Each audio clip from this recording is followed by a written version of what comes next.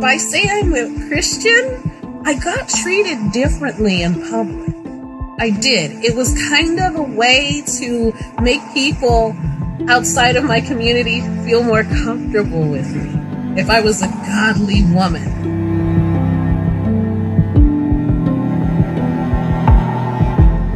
Between belief and unbelief, faith and doubt, certainty and uncertainty, there is space. Each of us is thrown into this place to love, to ache, to rage, to heal, and to experience the wonder and the mystery of being.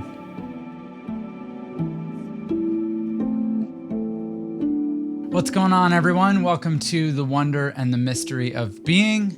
This is episode 21. My guest today runs an Instagram account called Deconstructing Black, and also another Instagram account more recently called Deconstructing Colors. Her name is C. Davis, and we've been getting to know each other over DMs on Instagram for the last couple of months. And she has some elements of her experience that sound familiar to me. She's been through a process of deconstruction of her Christian faith and asking a lot of the same questions that I asked over the last few years. But her perspective is one of a woman of color. And so getting to know her privately has been really interesting for me because some of our experiences are very similar and some are very different. And I thought it would be really cool to have a conversation about some of those similarities and differences. And I really wanted to get her perspective on what the process of deconstruction has felt like for her as a woman of color in America. And so that's what we did. If you're watching this on YouTube, please go ahead and hit that subscribe button, hit that like button. It really helps us out with the algorithms and getting people to see this show. If you're listening on a podcast, if you could go ahead and subscribe to the feed, that helps us out too. And ultimately just engage with the show on Twitter, Instagram. My name's John Steingard. If you don't know, it's just John Steingard on Instagram, John Steingard on Twitter. And please let me know what you think about this episode and any of the others that you come across. Please enjoy my conversation with C. Davis, aka Deconstructing Black, aka Deconstructing Colors. Enjoy. C, I'm so grateful that you've been willing to have this conversation with me. I know we've been talking over Instagram a lot, kind of back and forth, and we've talked a lot about this whole like deconstruction community that seems to be forming. I use the terms deconstruction and community sort of loosely here because it really is like a really it's sort of a wide range of people as far as what their theological views are. There's all kinds of different views represented in this community. But one of the things that you and I have talked about is that this community does seem to be very white. and I've, we've talked privately and I've said, look, I've been in evangelical spaces most of my life. I'm used to being around a lot of white people.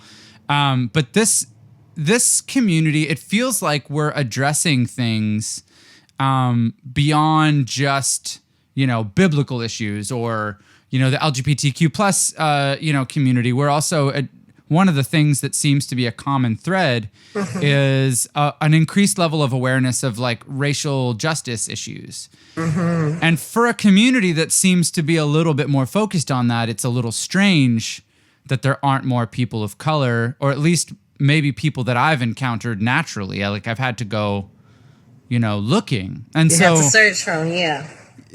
And so I wanted to have this conversation with you to get a sense of what this experience is like for you, like a woman of color, and what maybe people like me can take away and maybe learn to approach some of these issues differently. So I know that's a lot that I just painted right there. But like, maybe we could start with like, why do you think this space, like, at least from my perspective, why do you think it's so full of white people? Is maybe the best way I could ask. What do you think? Well, there's a lot of reasons. I'd say to narrow it down, though, with the Black community, it's more of a, religion's become such a huge part of our culture. It's a staple in our community because, if you look at the civil rights movement, we had a lot going on, with the church there. We had Martin Luther King, even Malcolm X, they were religious leaders at the start. And so when you have people like that, leading us into the next chapter of our liberation, it becomes extremely important. It holds a high amount of significance. So it's hard to let go of that. It's almost like you're disrespecting the people who did all of this work, in a sense. There's that part. Now, if you ask a Black person, they won't pinpoint that part of it. They won't be able to tell you and articulate, that does have something to do with it. Then there's the superstitions that come up in our community about God, about things coming back around to you. The drilling of, if you're not pleasing God, bad things will happen to you. That's hardly drilled into our community. And the other thing is, it's kind of an anchor. It's a crutch for us. And I know it's a crutch for other people. It's a crutch in a different way because of the other forms of, discrimination, etc. Those types of things that we have to deal with that are a little bit different. Well, no, they're a lot different. very unique too. I know in America, and a lot of Western countries, there's discrimination against all kinds of different people of color. But for Black Americans, there's a particular history that's very specific. Yeah. When you come from slavery and you're out of slavery, then you're put into sharecropping and you're still not paid. Then if you're not working as a sharecropper, you're thrown in jail. Then if you're not in jail, you're hung, chased down, or whatever. If you have anything, like Rosewood, that town was flourishing, and here comes, the former white slave owners and their descendants, and they're ticked off that Black people are peacefully living on their own, protecting their own property and things of that nature, and flourishing at a time where a lot of people weren't. And then you look at the Oklahoma situation, Tulsa, Black Wall Street, and they were flourishing, and that was close to the Depression, and they were doing good, and that made it even worse. Yeah, once we get into the edit on this, I really want to link a few of those things, because some of what you just mentioned, there's a ton of history in what you just mentioned, and some of that history are things that I've only become aware of in the last year or two. Like Black Wall Street, that's something that I will link in the show notes and the YouTube description right here, because that's an event that I didn't know about until maybe a year ago. It's worth knowing some of these historical events because they're pertinent to where we are now. They are. They are. Where we are right now is the ripple effect of previous matters. And because, like you said, a lot of folks don't know about these things, or unaware, they don't know about the issues that arose from it. And so that's why you hear a lot of Black folks saying, well, slavery's over, but this is what happened after slavery, and this is what it's caused. So these things are a causal thing of what previously happened. But when it comes to religion, I am getting to a point. No, it's great. When it comes to, it's a helpful context. It really is. Yeah. When it comes to religion, when all of these things happen to your community, and there's a God who's going to take away all your problems or support you and have your back, and, when nobody else does, of course you're going to cling to that. It's a harder thing to let go of religious beliefs when you're in the Black community, because sometimes we felt that's really literally all we had was God.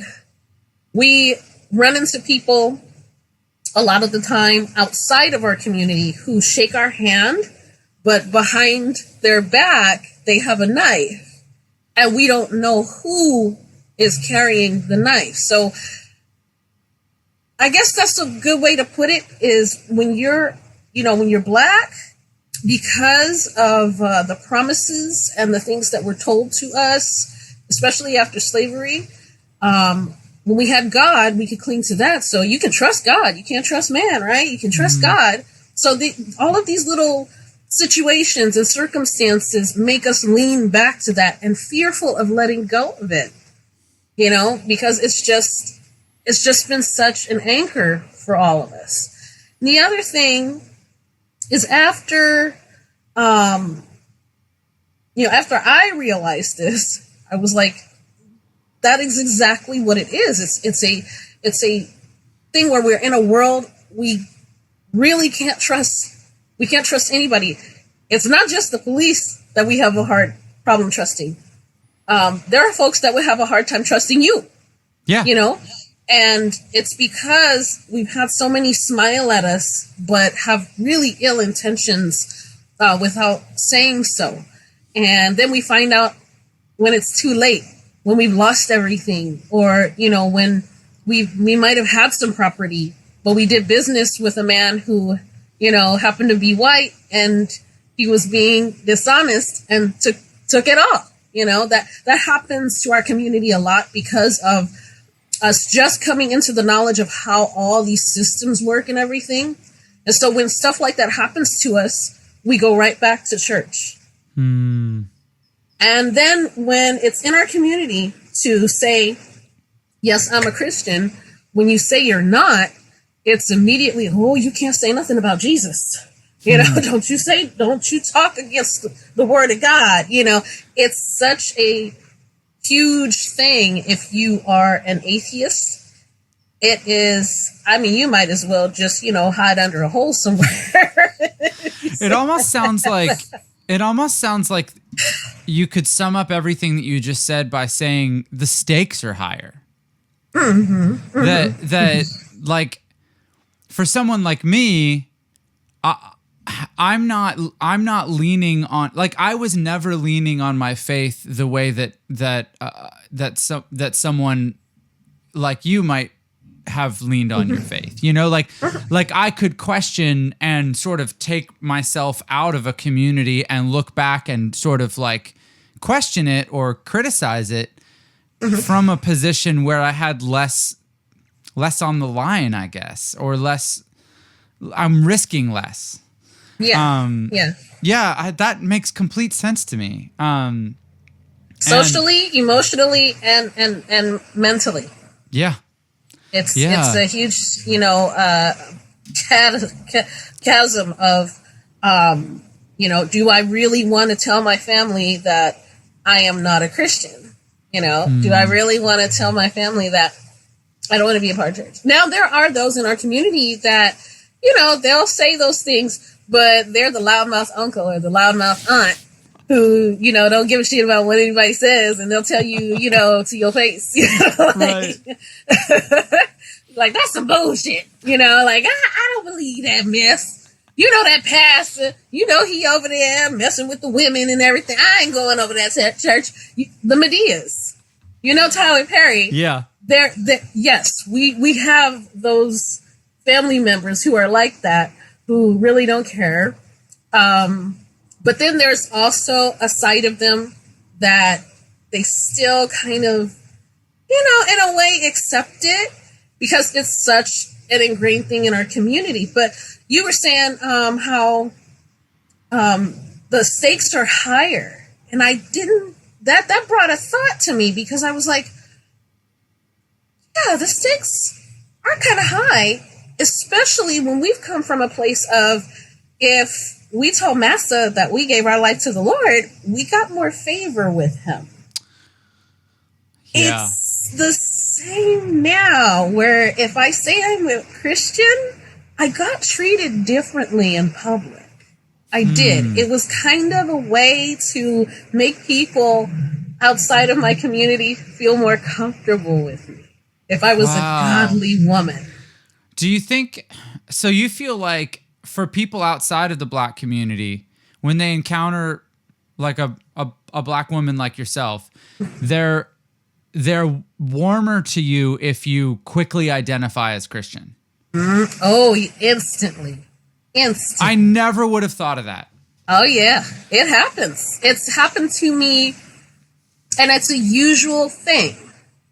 They'll meet me initially, and then I'll start talking about going to church this Sunday. Yeah, I'll be at work, and I'll be like, oh, I'm on the worship team. And they'll be like, oh, that's nice. You know, do you then ever all of a feel sudden, like do you ever feel like you've gotten in a habit of like intentionally taking that route in order to smooth these relationships or to make things easier?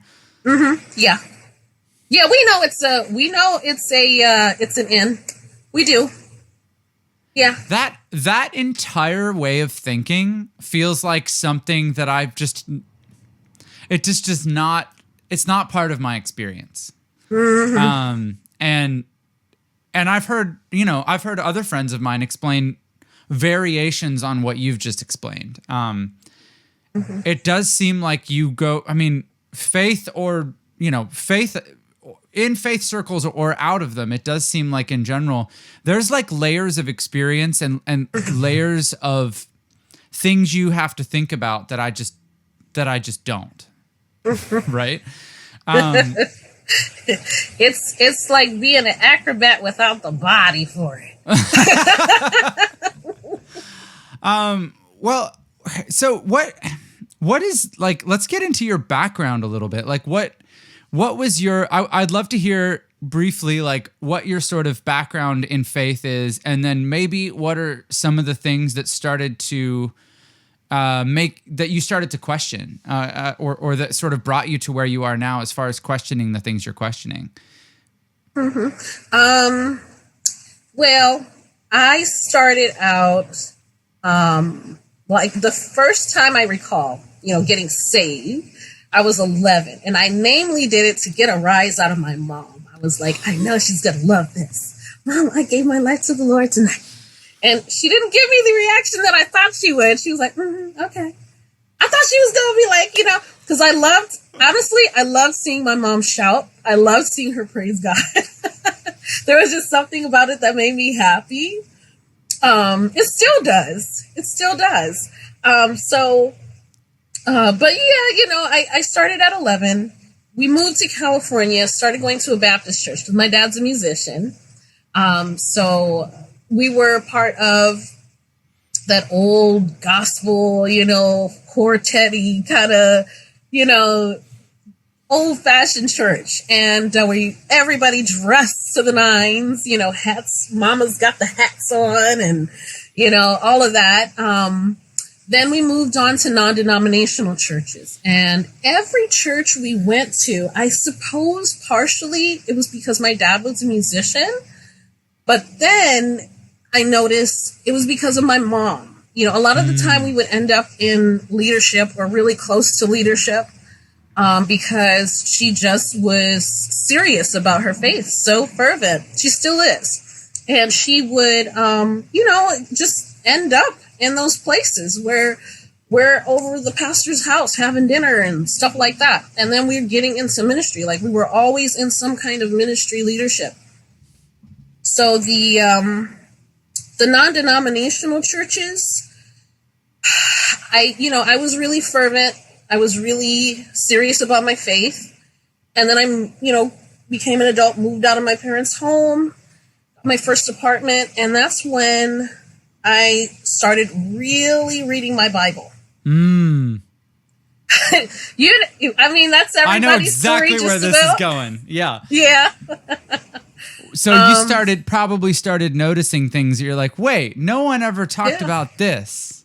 Yeah. Well, I got into Pliny, and then I got into the Jewish traditions, and what holidays we were supposed to be celebrating and whatnot. So I went through my I'm not celebrating Christmas phase, and I went through my tithing. I'm not tithing unless I'm joyful phase, and I'm not tithing unless the Holy Spirit moves me. Sure. I went through the I'm not going to interpret doctrine. I'm going to take doctrine as it is, and then that's when things really start to flow. Yeah, because if you take the Bible at its word, if you take it seriously, if you stop trying to interpret things through the lens of the way you would like things to be, and you just read it, it's really disruptive to your perspective. It is. Yeah. It is. Yeah, I started reading it as it was, looking at the translations, sweated and cried reading the 1611 version of the Bible. I don't know if you've seen that. I'm not familiar with the 1611 version. No, what is that? Okay, the U's and the V's, okay, then there's W's, all the lettering is different. And to think that the letters were written differently back then, I was just like, okay, so what else do we have that's changed? And it was really difficult reading that Bible and trying to correlate it with the Greek and the Hebrew. And so I was like, okay. But there were a few things that I learned about the interpretation of hell.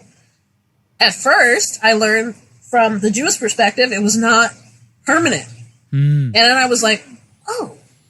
Okay, so we're not burning forever. Okay. So exactly what is it? So then I dug into that a little more and found out, okay, if I were to do this according to how they practiced those thousands of years ago, then there would be no such thing as hell as it's taught now.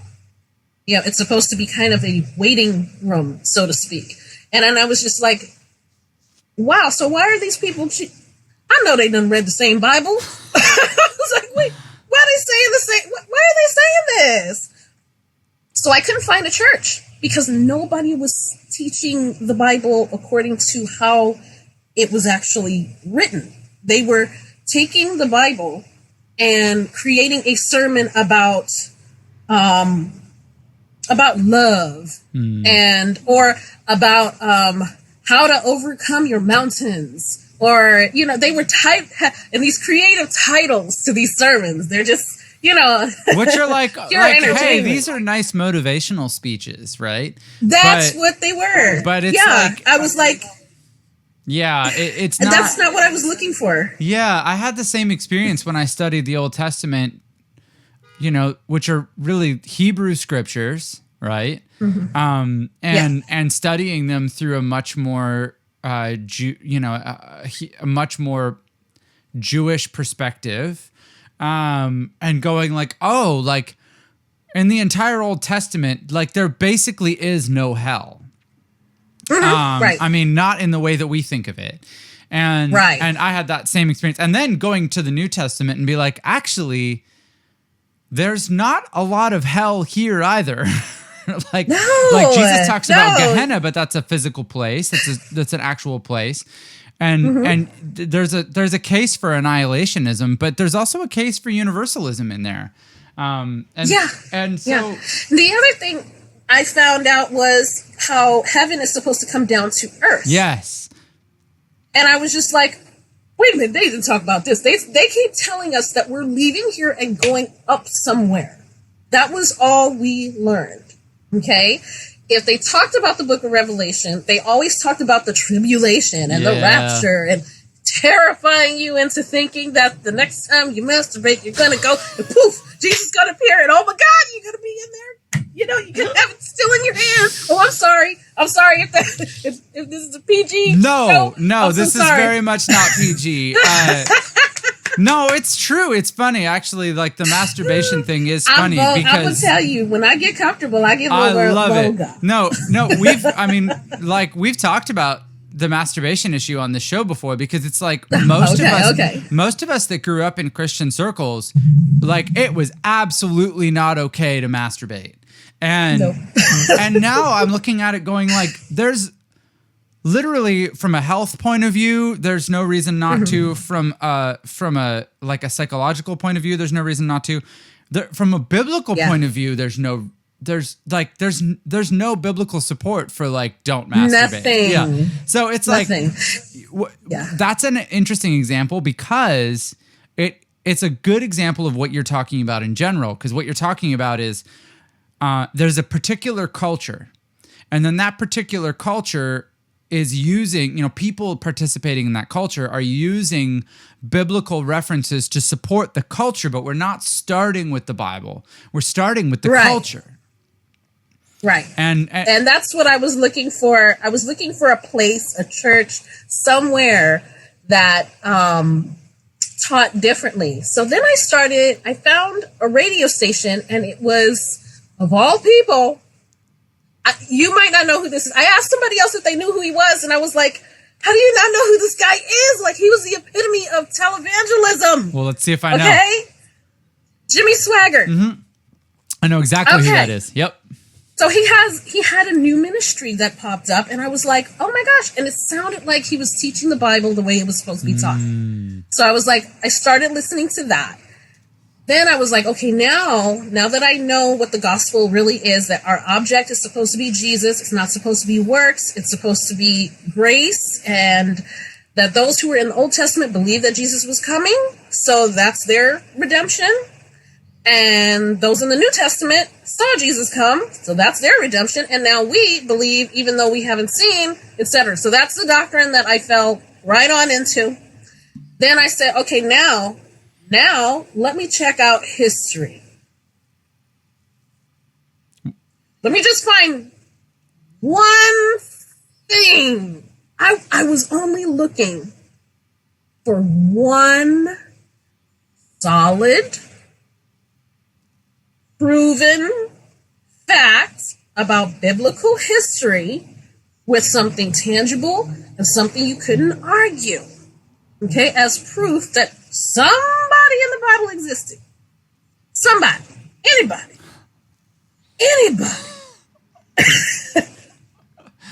Right. I'm still looking. Right. I'm still looking. I'm like, just one. I was just looking for just one. I wasn't looking for throughout the entire Bible. You were looking for something concrete. Yeah. So that if I was to minister to somebody, and that's what the purpose was I wanted to go out and do what Jesus said, which was go, make disciples of all men, not sit in a church with fog lights and with fog machines and bright lights and a motivational speech and then go, to Denny's or Sizzler and go home. That's not what we're supposed to be doing. And that's how I felt. And I was like, okay, if I'm going to do that, though, I know who I'm going to come across sometimes. I'm going to come across that one person that's like, okay, we'll prove it. Right. Yeah. So let me get something that I can refer to. At least one thing. Shucks. Two, if God wants to give me a bonus, right? So I'm over here praying, fasting, reading, studying, searching. I'm at the library, not on Google. I'm at the library, okay, looking through books, Smith Wigglesworth and Calvin, and I'm looking through everybody's stuff. Can't find a thing. Then I'm like, okay, well, they did say they found those scrolls, right? The Dead Sea Scrolls? Is that what you're talking about? Mm-hmm. Yes. So I'm like, I gotta find something from that. Nope, not thoroughly substantial because, well, we're not exactly sure this is, parts of the Bible. It could be. It's possible. I look at those words. Presumed. Possible. Perhaps. Could be. Maybe. When I see those words, that tells me that you guys are still searching too. And if you guys are still searching, don't write another book. I'm like, stop writing this stuff and saying this stuff because you're not exactly sure. And for a God who wants my eternal soul, I mean, not just for a day, just for a month, but eternity. I'm deciding to spend eternity with this being. And I'm not considering the value of my spirit if I just say, well, I don't have to know everything. Go ahead, just take it. No. No. That was the next step. I was like, I need to know you. I need to know who in the world you are. And I need you to show me exactly who you are. And I'm not going to let anybody else influence my mind until you do. You know what I found? I found the Bhagavad Gita. I found the Tao Te Ching.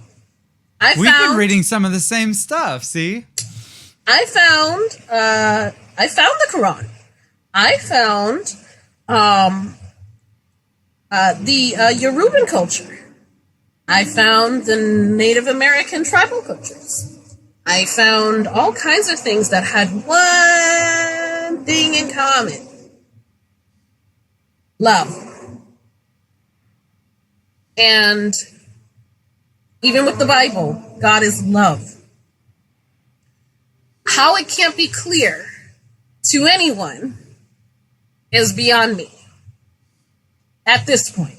Now, if I think back to how I thought when I was a Christian, and I am not an atheist, but I don't ascribe to any faith at this point. I keep my spiritual practice completely to myself because I don't want outside influences influencing something that's real to me. So when I found out, okay, it's love, then that's what I should be pursuing. And that's what I try to pursue. And that's what helps me to focus on compassion and getting to know people, understanding people.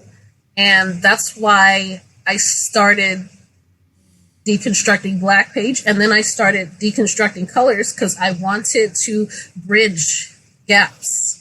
I saw all you beautiful pink and peach people out here learning and stuff. I'm so proud of you. I love it. We needed this. And then the Asian community coming in too. Oh my gosh. This was so necessary. This is a beautiful, wonderful thing. And I'm always the kind of person that sees 6, a year, 2 years down the line of what could be. And I'm seeing some good things already. Yeah. I'm seeing what the ripple could look like if we continue and we let people be free to choose how they navigate this journey. Because when I submit information, when I do, start my Patreon, when I do, any workshops, I'm working on that. Awesome. They're going to be, done in a fluid manner to where it's going to be multiple choice. It's not going to be, this is how you do it. Yeah. No, this is how I did it. And here's some ways that you can go about it for yourself. Here is you can look at all the windows in the house and pick one, and see which one matters and fits with you. And you can go through and see what you can see, find what you can find. Somebody might see a bluebird, somebody might see a butterfly, somebody might see a caterpillar. That's for you and nobody else.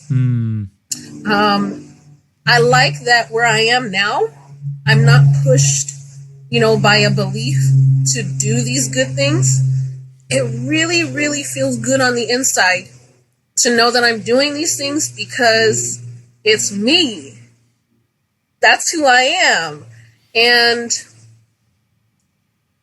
I gotta say, at first, it really hurt because I was looking for Jesus. I was looking for this God. I was looking for him. And I didn't find him. it did hurt. And that's the misconception that a lot of believers have, is that they think that we were happy about what happened. You go and you find out that your mama that raised you all this time was really your sister.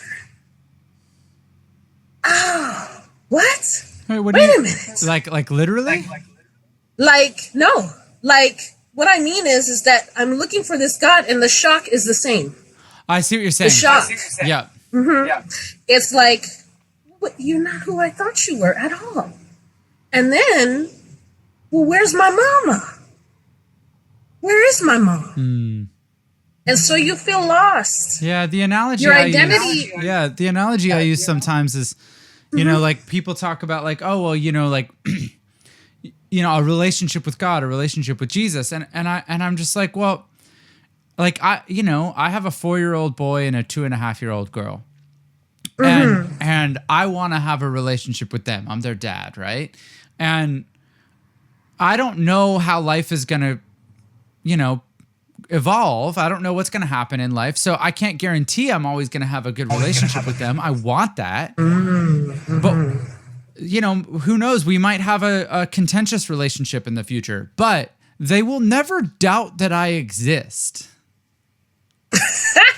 Because I'm going to be in the mix, you know, like I'm present in their lives. They're never going to be like, I wonder if dad is real, you know? Right. Like they're going to know I'm real, and then they can decide what they think about me, you know? But that was always a struggle for me. It's like, well, like at the very least, God could make his presence and his existence undeniable. And I don't think that would remove our free will in any way. There's plenty of instances in the Bible where God revealed himself to someone plainly, and then that person clearly still had the ability to choose. You know, he walked in the garden with Adam and Eve in Genesis 2 and 3. You know, so it's like clearly it wouldn't remove our free will for him to just make his existence plain, and yet that's not the experience that we have. Yeah. So I'm with you there. They was in the Garden of Eden. They was walking naked. Yeah. So shout out to my sex workers. That money, y'all. Yeah. Yes. Nothing wrong with it. Right. Well, I mean, in fact, it's funny because I've thought about that too. I thought about parenting. I thought about nakedness. I was like, are we sinning that we have clothes on? I was like, are we? I mean, you have to go. The beauty of it is that you can go into all these crazy questions, and they're no longer crazy to you because, you know what I mean? Like, you can go into these questions. But when I was thinking about my daughter, I was like, the other thing, like you said, you know, God should make it easy for us, you know, to meet up with him. And it shouldn't be this difficult. And we shouldn't be, fighting this deception. You know? Yeah. Why? What for? When you want us, you know, we're right here. It ain't like we can get away. Well, and that's the thing is that, like, for someone like yourself, like, it sounds like you really earnestly were looking for God, and that was me too. And so this trope that gets dragged out by a lot of Christians who are like, well, you want to mostly just go do a bunch of sinning, or like you don't want God in your life or something like that. I'm like, that's not true for almost anyone I know that's been through this process. And so it's really a frustrating criticism to hear because it's like, you don't understand. They really don't. I was a virgin until I was 27, almost 28. Oh, wow. Man, I was holding on.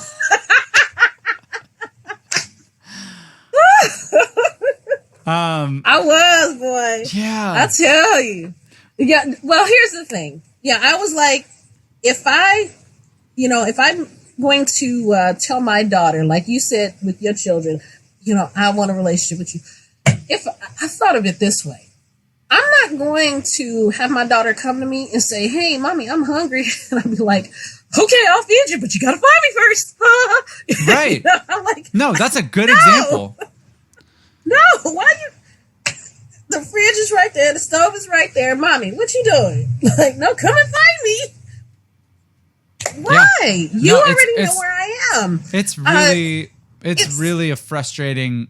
Mm-hmm. It's frustrating when, because most people that I know that have been through any sort of deconstructive process are very earnest, and that particular criticism is always one that I'm just like, oh God, don't even like start down that road. But one of the things I wanted to ask you is that I've been sort of talking to a lot of people about this stuff the last year or so, and while everyone's experience is different, there's a few themes that have come up.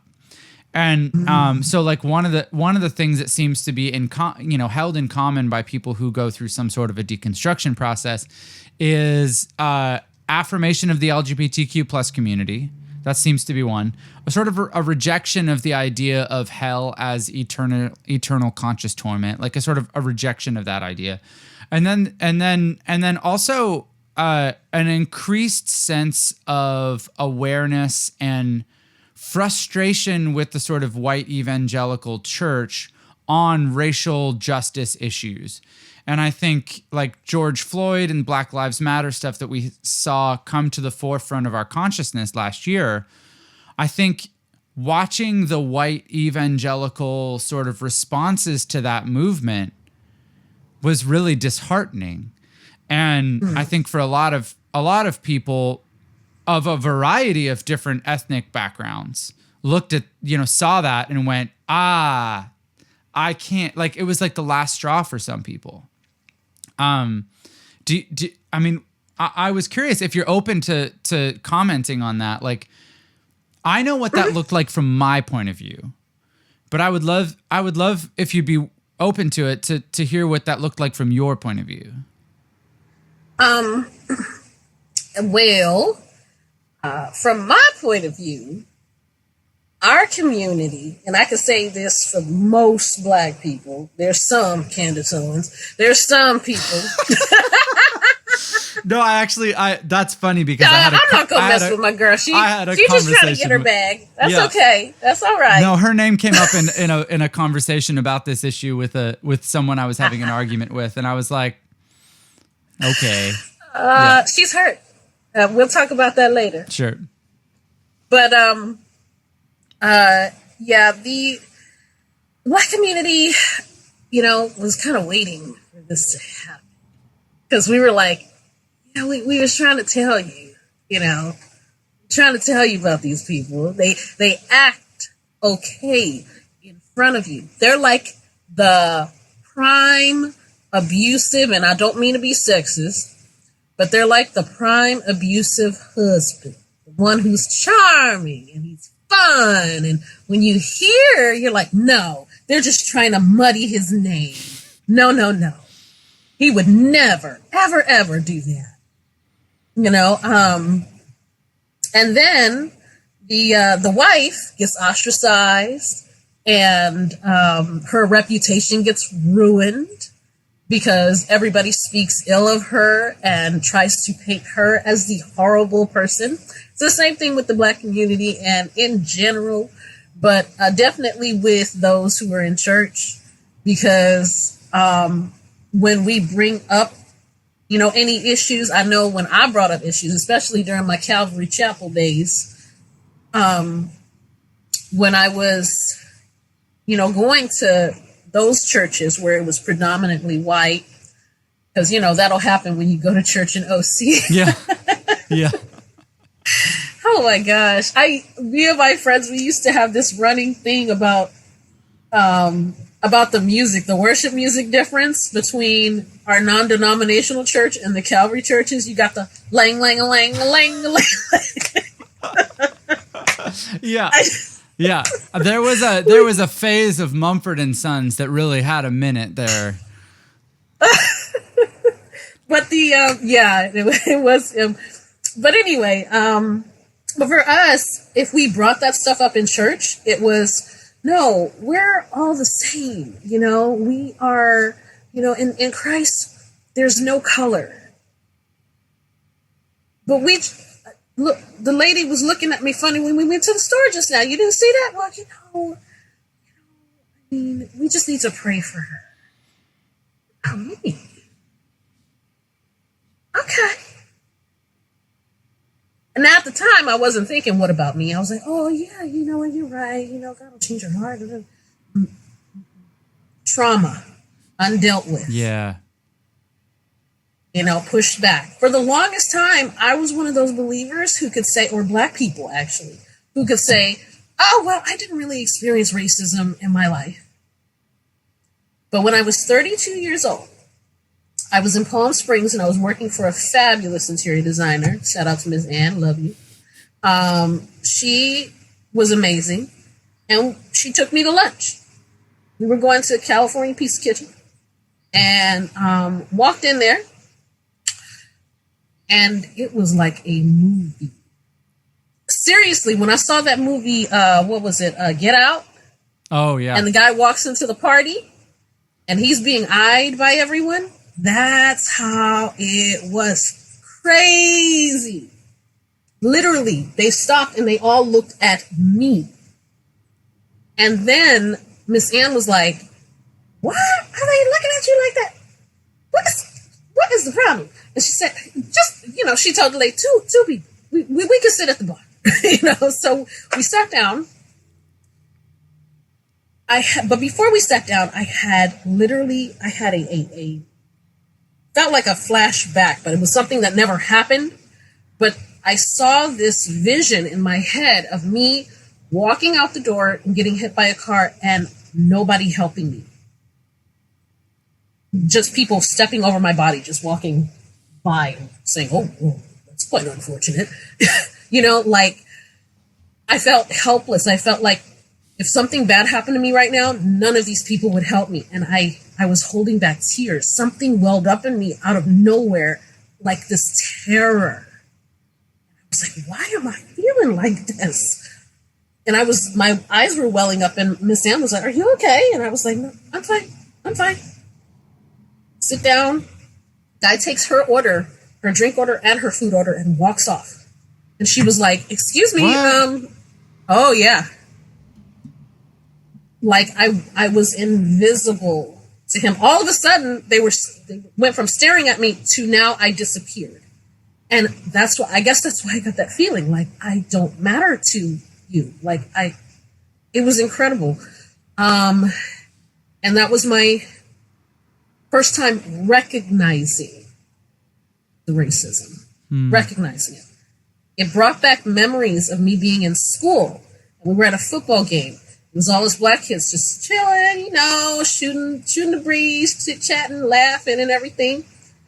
Then there were kids who were not black, a little ways down from us, pretty much standing in the same area, but in their little group.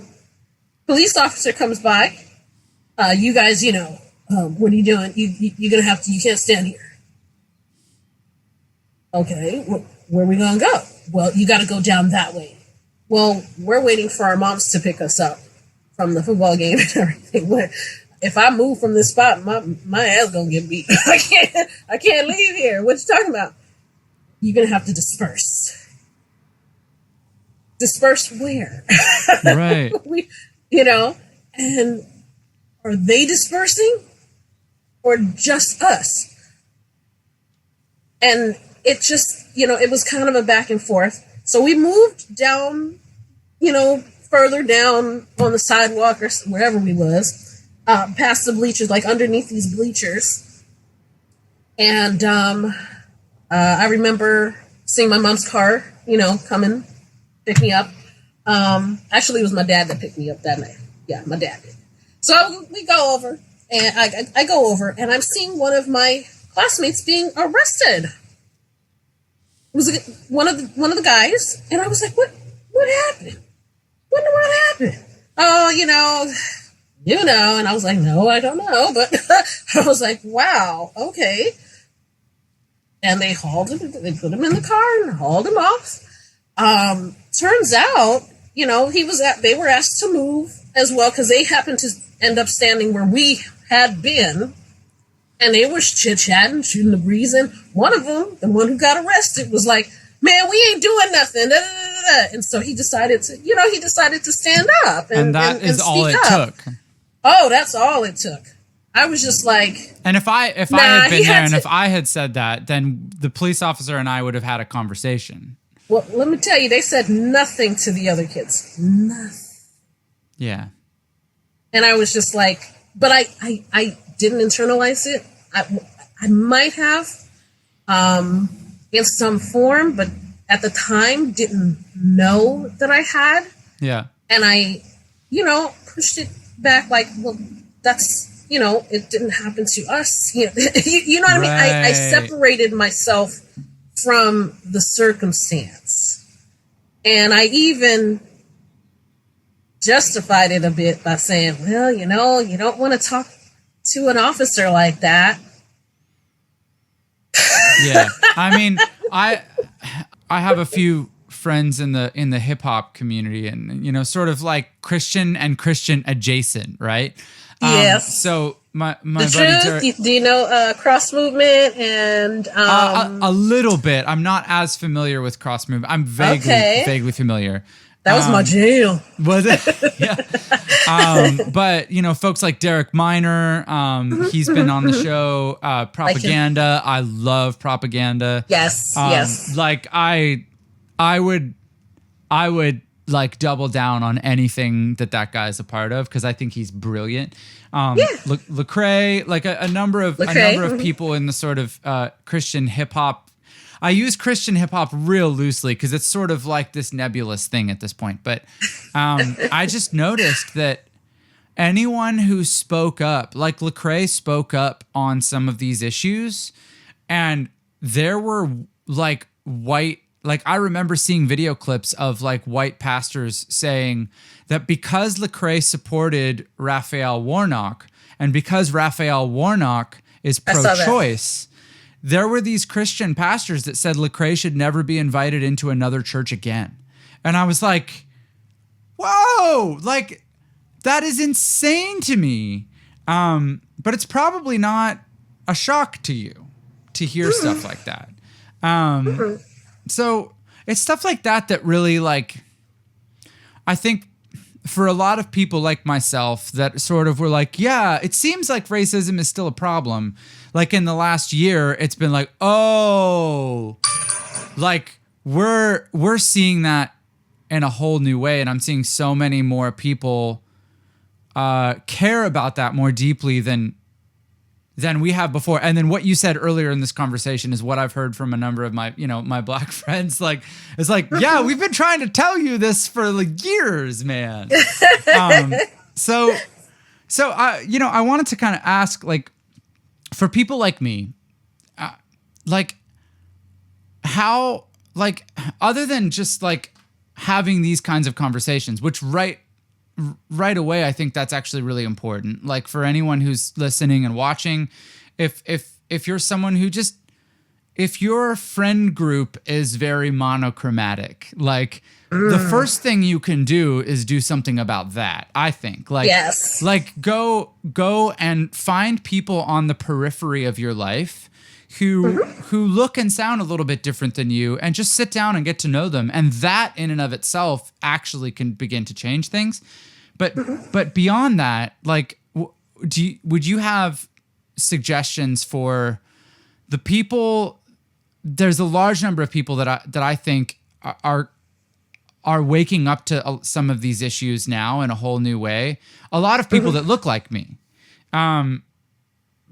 but are trying to navigate how to make a difference in these areas without centering ourselves. Because I know that's something I try to be conscious of. Like, it's like, how do I facilitate conversations that can actually make a difference in this area without making it about me? And sometimes that is tricky. So would you have any advice maybe for me?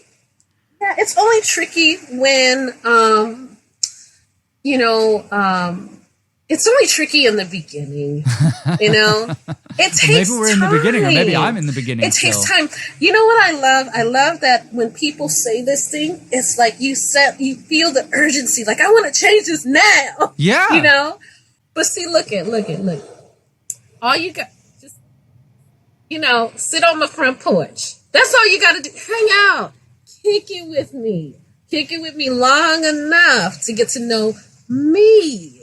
Okay? You don't even have to talk about race. And I recommend actually not talking about it. Because you need to see me as human at this point. You just need to see me as a human being. I noticed something. In Christianity, there's this thing where you literally get blinded to certain things. You get blinded to other people's humanity a lot of the time. The same thing happens with racism. You get blinded to other people's humanity because everybody's labeled in a group. And Lecrae was so easy to dismiss because now he's not a Christian. We can take the label off of him now. And now he's the other.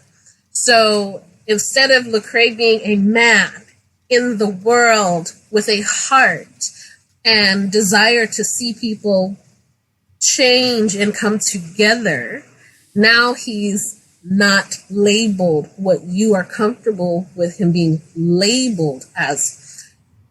And if we just spend time with each other, we begin to see humans. I have conservative friends. I do not call people conservative or liberal.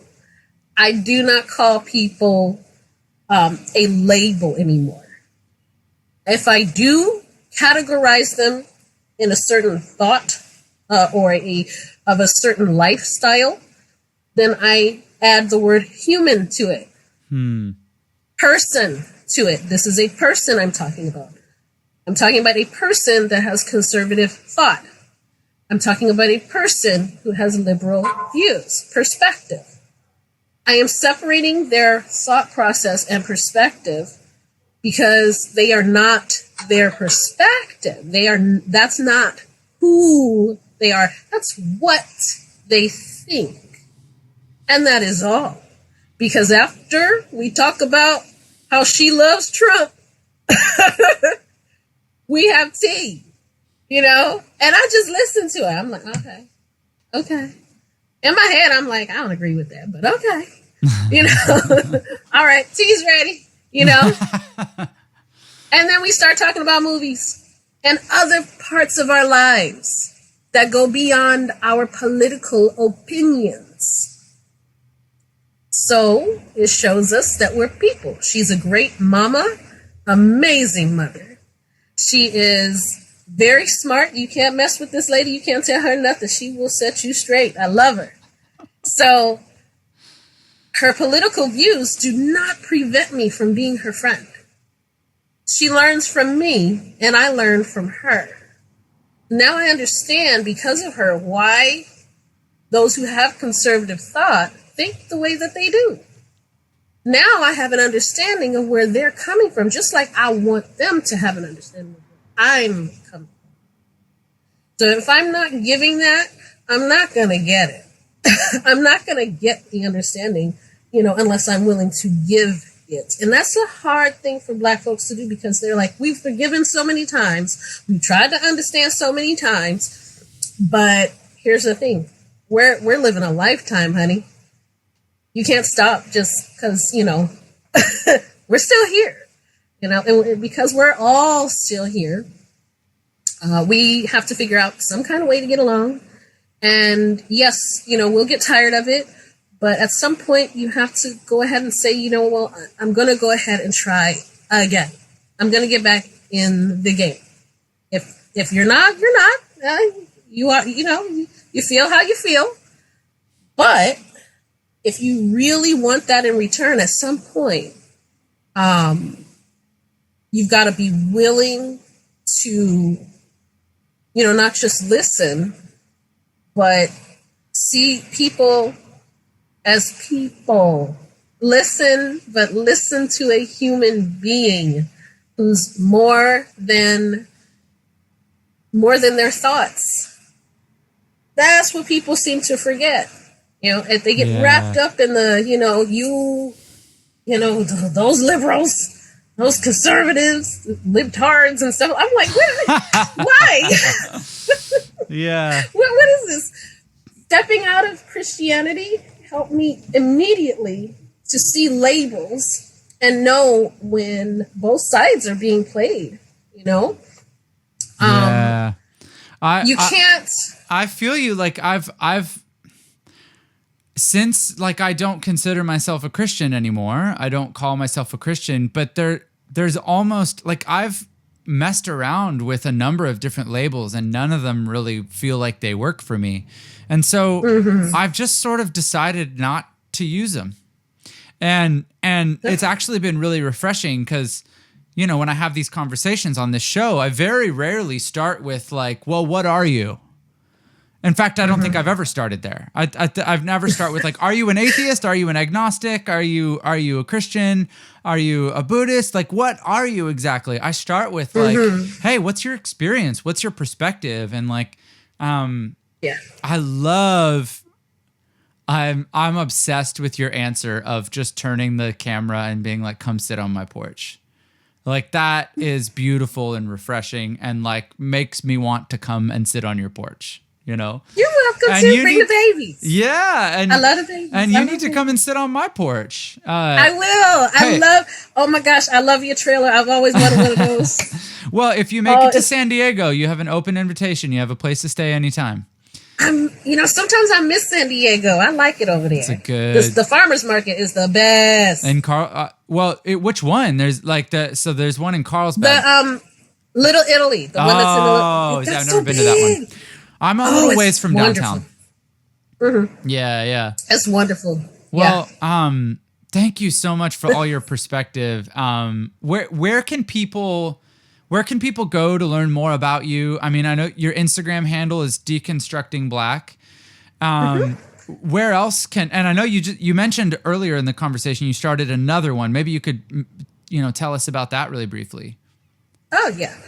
So I'm working on Patreon. I'll announce that later when it's ready, when it's up and running. I'll be the first person to sign up. Figure that thing out. I'm in.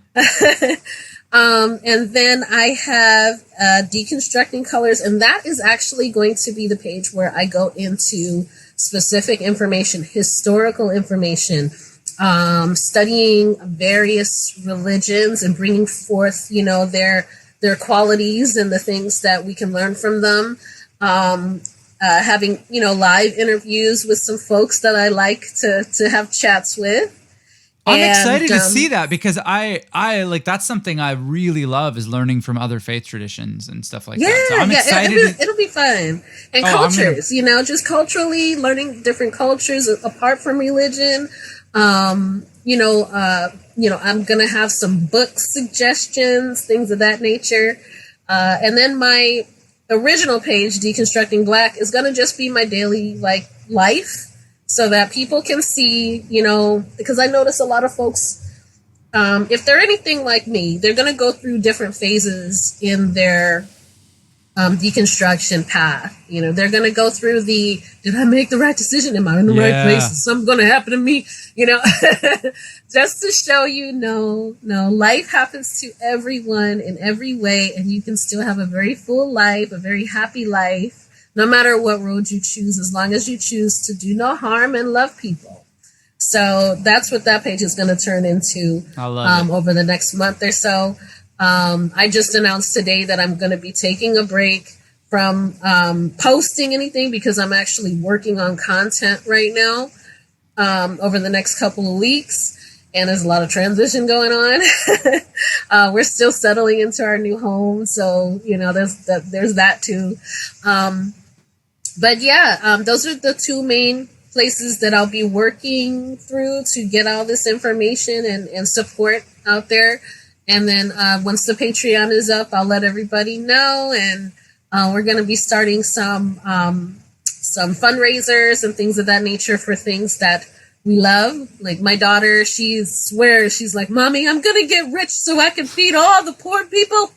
in the world. And I'm like, okay, all right, go ahead, get rich, girl. Enthusiasm will never be discouraged. Never. And she's serious. I remember us being downtown in Atlanta, and we drove by this homeless guy, and she was like, Mommy, don't we have something to give him? Every single time. She does not go by somebody who doesn't have something and not want to give something to them. And she's like, we have water bottles back here, Mommy. Let's give him some water. And we have these snacks. Let's give him these snacks. And I was like, okay, because I didn't have any change or cash on me. So she was like, we can give him this. And we gave him that. And she was just beaming all the way, I love that. just happy to, to make somebody else happy. Something I didn't necessarily drill into her or anything. I just let her be herself quite a bit of the time, as much as possible. And that's naturally what has come about. So that's awesome. We're going to be starting something that she's always wanted to do, and that is raise up some money to create a shelter in our area. She wants it to be well run, clean, etc. Really nice. So we're going to put the nonprofit under her name, and she's going to. That's awesome. How old is she right now? She's an awesome kid. She's 9. She's 9. Yeah. She's doing so much at the age of 9. I love it. Awesome. C, thank you so much for chatting with me. I feel like we just scratched the surface and we could sit on a porch for a lot more hours. Yeah. Oh my gosh. I tried to be perfect. I love you. Thank you. Thank you so much for having this conversation with me. Let's talk again soon. Of course. Thank you. Thanks. Okay, that was my conversation with C. Thank you so much for watching and listening. I hope you really enjoyed the conversation. I got so much out of it, and I just found myself, I want to go and hang out with C on her porch. Like, that's just what I want. And so I hope you guys enjoyed this conversation as much as I did. Thank you so much. And until next week, I hope you all stay curious.